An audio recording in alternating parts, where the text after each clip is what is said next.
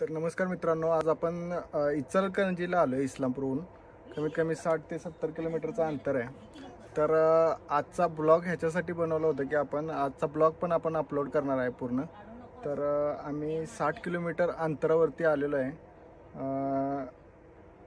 तर त्या कस्टमरचा आपण फीडबॅक घेऊया, बघूया काय म्हणतायत ते. नमस्कार भैया. नमस्कार. तर मी आज इस्लामपूरवरून आलो तुमच्याकडे. तर मला परत रिपीट बोलवण्याचं कारण आपल्या जे सीसीटीव्हीचं काम चालणार आहे किंवा सीसीटीव्ही मध्ये जे काम करायची इच्छा आहे, तर ते कारण तुम्ही लोकांना समजू. कारण कसं आहे, मार्केटमध्ये मी सगळीकडे फिरलो,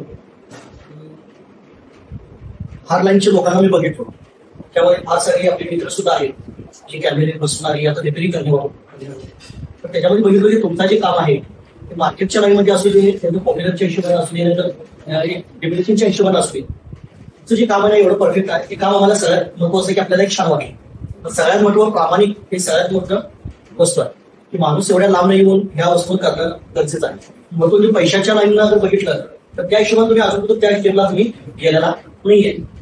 आणि दुसरी गोष्ट म्हणजे आम्हाला जे वेगळी वाटलं एक माणसाच्या हिशोबानं, आणि जे काम करण्याची जे तुमची टेक्नॉलॉजी आहे, जे काम करण्याचं जे तुमची इमानदारी आहे, ते सगळ्यात महत्वाचे आहे. अरे लक्षात महत्वाचं म्हणजे एका दुसरा कुठलाही प्रॉब्लेम झाला, काही सुद्धा झाला, तर त्या वस्तूला तुम्ही फॉर्म काय करत असाल, त्याचं काय तर उत्तर देत असाल. हा एका दुसरं बायचाच पुढे होईल, तर तुम्ही योग्य दरानं आपल्याला काम करून दिलेलं बेस्ट काम केलं. त्या हिशोबाने आम्ही लोकांना पण सांगितलं, फार सारे लोकांना पण म्हणजे आमचं जेवढं म्हणजे आहे ऑफिसच्या लाईनच्या हिशोबाने सगळ्यांनी तुमचं एक्सेप्ट केलं. आणि फार मित्रांनी आपले तुमचे जे कॅमेरा आहेत, जे कंपनीचे कॅमेरे आहेत, ते कॅमेरा त्यांनी एक्सेप्ट करून त्यांनी बसून सुद्धा घेतलं. हा त्या लोकांना पण काय छान वाटलं. आता म्हणजे पुढे पण बाबा जेवढे मित्र लोक आहेत आमचे ऑफिसच्या लाईनचे असू दे, बाकी लोकांच्या हिशोबाने त्यांनी पण आपल्याला काहीतरी रिक्वायरमेंट दिलेलं आहे की आमच्या घरातून कॅमेरे बसवायचे. त्या हिशोबाने आम्ही तुम्हाला सारखं बोलण्याचं कारण हेच आहे.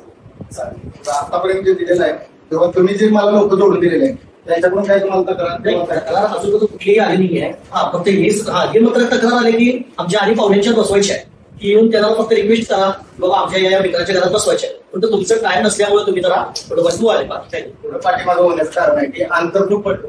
पण तरी पण आपण सध्या प्रायमरी स्टेप वरती आहे. म्हणजे आपलं पण पहिल्यापासून म्हणजे मोठं कसं आहे, इस्लामपूर मोठी सिटी आहे, इस्लामपूरच्या आजूबाजूला मोठी खेडी पाहिजे.